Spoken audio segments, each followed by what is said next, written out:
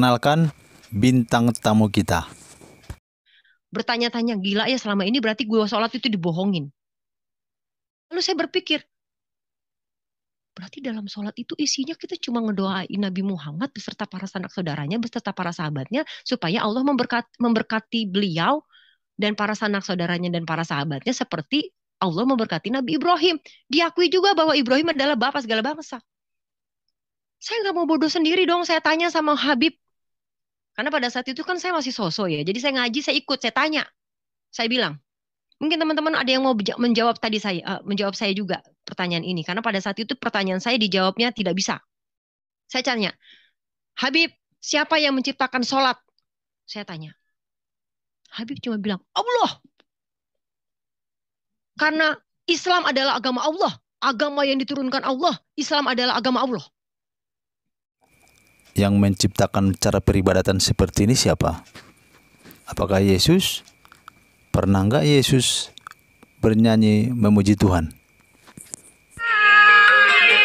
Suka-sukamu Tuhan, suka-sukamu Tuhan, namanya dimuliakan. Iya, jempolnya aja. Turun sedikit. Naik sedikit. Turun lagi. Naik sedikit. Turun lagi. Oke, berarti sholat yang ciptakan Allah ya, Habib? Ya, yang ciptakan Allah. Saya buka dong. Habib, mohon maaf, saya mah bahasa Arab mah masih bego banget. Habib kan orang ya turunan Arab. Saya bertanya, Habib, ini di at-tahiyat ini artinya begini, seperti saya tadi sampaikan. Ya lalu, Habib, mohon maaf ya, Habib, kalau memang begitu nih doanya nih ya, Habib. Ya Allah, ampunilah dosa Nabi Muhammad. Ampuni dosa Nabi Muhammad. Harusnya perempuan ini dites dulu baca at-tahiyat bahasa Arabnya. Dia bisa nggak baca itu? Allahumma sholli ala Muhammad. Ya Allah, limpahilah rahmat kepada Nabi Muhammad. Bukan ampuni dosa Nabi Muhammad. Dari mana itu? Beserta para sanak saudaranya, beserta para sahabatnya. Berkahilah Nabi Muhammad beserta para sanak saudaranya, beserta para sahabatnya. Seperti engkau memberkahi Nabi Ibrahim. Coba kita ulang pernyataannya yang ini. Seperti engkau memberkahi Nabi Ibrahim. Sekarang mari kita ke Alkitab. Kejadian pasal 12 ayat 1-3. Allah berfirman kepada Abram. Kita langsung ke ayat 3-nya saja. Nah, di sini. Aku akan memberkati orang-orang yang memberkati engkau. Ini maksudnya Allah akan memberkati orang-orang yang memberkati Nabi Abraham. Siapa yang paling banyak menyebut nama Ibrahim setiap hari?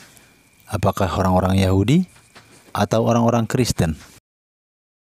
Yang paling banyak memberkati Nabi Ibrahim adalah orang-orang Muslim, karena di setiap sholat, di setiap at-tahiyat, orang-orang Muslim menyebut nama Ibrahim. Sesuai ayat ini berarti orang-orang Islam lah yang diberkati oleh Allah. Itu tertulis di Perjanjian Lama. Habib, kalau memang Allah yang menciptakan sholat, kenapa Allah minta sama Allah? Saya bilang gitu, saudara. Gak bisa jawab Habibnya. Yang bener lu. Oke, mari kita bandingkan. Menurut iman Kristen, Yesus adalah Tuhan. God, Theos yang menjadi manusia. Di Matius pasal 6, Yesus mengajari umatnya untuk berdoa kepada Allah Bapa. Karena itu berdoalah demikian, Bapa kami yang di sorga. Doa ini sangat populer di kalangan umat Kristen yang dikenal dengan doa Bapa kami. Jadi kalau Yesus Tuhan, kenapa dia menyuruh umatnya berdoa kepada Tuhan? Tuhan menyuruh umatnya berdoa kepada Tuhan, itu bagaimana? Habib, kalau memang Allah yang menciptakan sholat, kenapa Allah minta sama Allah? Saya bilang gitu, saudara. Oke, kita lanjutkan. Di Matius 26 ayat 39, Yesus berdoa di Taman Getsemani. Sementara Yesus adalah Tuhan. Kepada siapa dia berdoa? Kepada Tuhan. Yesus berdoa kepada Bapa. Yesus Tuhan loh. Tidak merasa heran Tuhan berdoa kepada Tuhan. Tuhan berdoa kepada dirinya sendiri.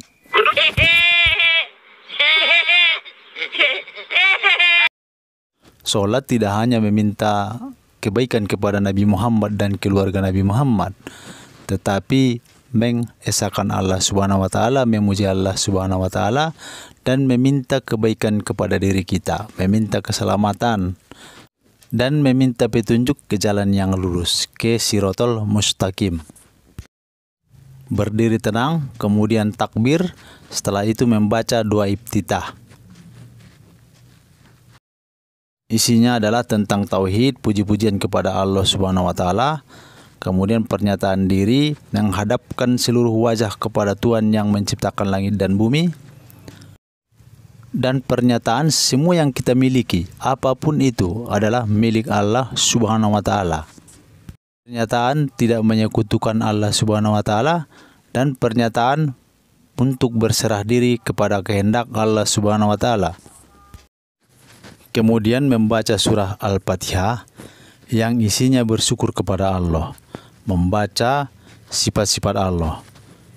Kemudian pernyataan menyembah dan meminta pertolongan hanya kepada Allah, meminta supaya Allah menunjuki kita ke jalan yang lurus, jalan orang-orang yang diberi nikmat seperti jalannya para nabi-nabi. Kenapa minta ke jalan yang lurus? Karena iblis telah bersumpah untuk memalingkan manusia dari jalan yang lurus. Jadi supaya terhindar dari sumpah iblis, supaya iblis tidak mempan membujuk manusia, maka harus meminta pertolongan kepada Allah. Itu maksudnya Allah Subhanahu wa taala mengajari bacaan sholat. Laksanakan sholat supaya kamu tidak dibelokkan iblis ke jalan yang bengkok. Itu maksudnya. Kemudian membaca surah-surah pendek di Al-Quran yang dimudahkan bagi kita. Kemudian ruku dan membaca puji-pujian kepada Allah Subhanahu wa taala. Bangkit dari ruku, ini juga membaca puji-pujian kepada Allah Subhanahu wa taala.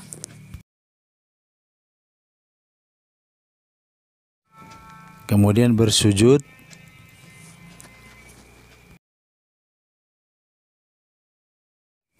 bangkit dari sujud, kemudian duduk, namanya duduk di antara dua sujud. Sujud lagi, kemudian bangkit, dan di sini baru dibaca At-Tahiyat yang dikatakan ibu yang tadi. Di awal bacaan At-Tahiyat diabadikan perjumpaan Nabi Muhammad Sallallahu Alaihi Wasallam dengan Allah Subhanahu Wa Taala di peristiwa Isra Mi'raj. Itu sebabnya sholat itu dikatakan mi'rajnya orang-orang yang beriman. Nabi Muhammad memberikan salam kepada Allah Subhanahu Wa Taala. At-tahiyatul mubarakatus sholawatut thayyibatulillah. Allah menjawab salam Nabi Muhammad. Assalamu alaika ayuhan nabi warahmatullahi wabarakatuh. Kemudian Nabi Muhammad menjawab, Assalamu alaina wa ala ibadillahis sholihin. Demikian pula rahmat Allah dan berkahnya, dan semoga salam sejahtera selalu tercurah kepada kami dan hamba-hamba Allah yang saleh. Jadi Nabi Muhammad mendoakan seluruh orang-orang muslim yang saleh, yang beriman. Sekarang giliran kita membaca syahadat, asyhadu an la ilaha illallah wa asyhadu anna Muhammadar Rasulullah. Kemudian mendoakan Nabi Muhammad. Wajar dong kita mendoakan Nabi Muhammad. Tadi Nabi Muhammad waktu Isra Mi'raj telah mendoakan orang-orang yang beriman dan orang-orang yang soleh. Jadi wajar kita balas, kita mendoakan Nabi Muhammad. Nabi tidak secara khusus mendoakan keluarga beliau pada saat Isra Mi'raj. Ingat itu ya. Beliau Sallallahu Alaihi Wasallam malah mendoakan kita. Sekali lagi mendoakan kita umatnya. Jadi masih keberatan mendoakan Nabi? Keterlaluan itu namanya, kawan. Atau Anda keberatan mendoakan keluarga Nabi? Keberatan mendoakan istri-istri Nabi? Keberatan mendoakan putri-putri Nabi? Keberatan mendoakan cucu-cucu Nabi? Anda itu bagaimana? Apa yang dilakukan dan diperjuangkan oleh Nabi tidak sebanding dengan doa kita kepada beliau. Saya bukan Habib loh. Ingat ya, saya bukan Habib. Saya orang Batak yang jauh dari sanad Nabi. Saya tidak keberatan mendoakan Nabi. Saya tiap hari sholawat kepada beliau. Memangnya kenapa? Oh iya ya Lucy. Enggak, saya salah apa enggak nih? Saya baca soalnya kan pada saya itu tuh nggak bisa searching ya. Ini saya baca begini, saya bawa itu. Oh iya ya Lucy ya. Ah sudahlah. Dari sananya memang kayak gitu katanya. Nah itulah yang kadang-kadang membuat bodoh saudara-saudara kita. Pada saat kita bertanya, mereka jawabannya ya udahlah dari sononya begitu nggak usah diganggu gugat katanya. Bodoh bagaimana? Ngarang aja kerjamu. Coba dengarkan ini. Perdebatan teologi tentang para pendeta di agama Kristen. Bagaimana menurutmu? Di kalangan Kristen sendiri juga seperti itu. Ada sekte-sekte, ya misalnya Saksi Yehova misalnya, yang menolak karena Alkitab tidak ada istilah Tritunggal. Lalu istilahnya dipersoalkan, isinya gagal paham. Shalom saudaraku yang kekasih, benarkah ada Trinitas di dalam Alkitab? Tidak ada Trinitas di dalam Alkitab. Dan iman percaya Kristen bukan didasari dari paham Trinitas atau konsep Trinitas atau pengakuan terhadap Trinitas itu sendiri. Dengan terjemahan Theos menjadi Allah, lalu tanpa disadari Yesus dimasukkan di sini. Padahal tidak, ini Theos. Nanti di dalam ayat yang lain baru ada Tuhan kita Yesus Kristus. Terpujilah Allah, Bapa dari Tuhan kita Yesus Kristus. Baca. Terpujilah Allah, Theos maksudnya. Bapa dari Tuhan Yesus Kristus. Jadi kalau kita membaca Alkitab menemukan kata Allah, asumsi kita tuh Yesus termasuk di dalamnya. Tidak, ini Bapa. Ayat-ayat Alkitab dan menunjukkan dari bahasa aslinya bahwa Yesus sendiri itu juga disebut Theos. Dalam sejumlah ayat Alkitab, Yohanes 1 ayat 1, Yohanes 20 ayat yang ke-28, 1 Yohanes 5 ayat 20, dan sejumlah ayat yang lain itu jelas-jelas mengatakan bahwa Yesus adalah Theos sendiri. Saudara-saudara, sudahlah, kembalilah ke Alkitab. Jangan terus pegang teologi yang tidak sesuai dengan Alkitab. Teologi yang tidak Alkitabiah. Jangan itu menjadi patokan saudara. Saya harus katakan, tidak ada pribadi Allah Bapa dalam kekekalan, tidak ada pribadi Allah Anak dalam kekekalan, tidak ada pribadi Allah Roh Kudus dalam kekekalan. Tidak ada tiga pribadi dalam kekekalan. Kitab Wahyu. Apa dia bilang? Segera aku dikuasai oleh roh, dan lihatlah sebuah tahta terdiri di sorga. Dan di tahta itu duduk seorang, huruf besar, seorang. Ya, duduk berapa orang? Seorang. Lalu teolog bilang begini, memang seorang Pak Yosua, tapi tiga.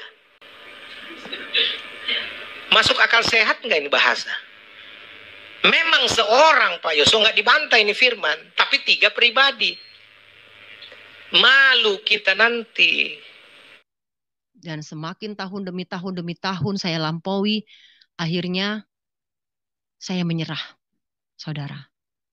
Dengan kebebalan saya, dengan kesombongan saya nyerah, saya bilang, enough Tuhan. Sekarang saya percaya bahwa Engkau adalah Allah Subhanahu wa Ta'ala yang saya sembah, saya puji bertahun-tahun, puluhan tahun. Saya sudah mengenal Engkau ya Allah di dalam nama Yesus. Keceplosan. Ketahuan kamu sudah sering sebut nama Yesus. Cepat-cepat diralat, nanti ketahuan malu kita. Di dalam nama Isa alaihissalam. Nah, gitu dong. Hei.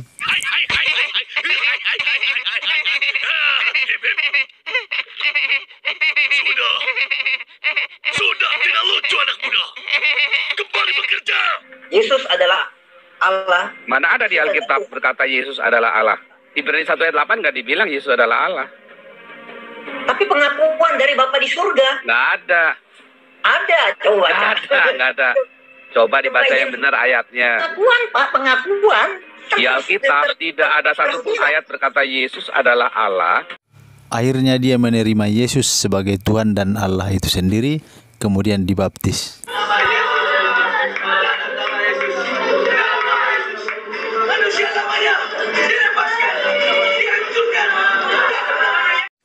Terima kasih sahabat-sahabat telah menyaksikan channel ini. Semoga tercerahkan, semoga bertambah ilmunya.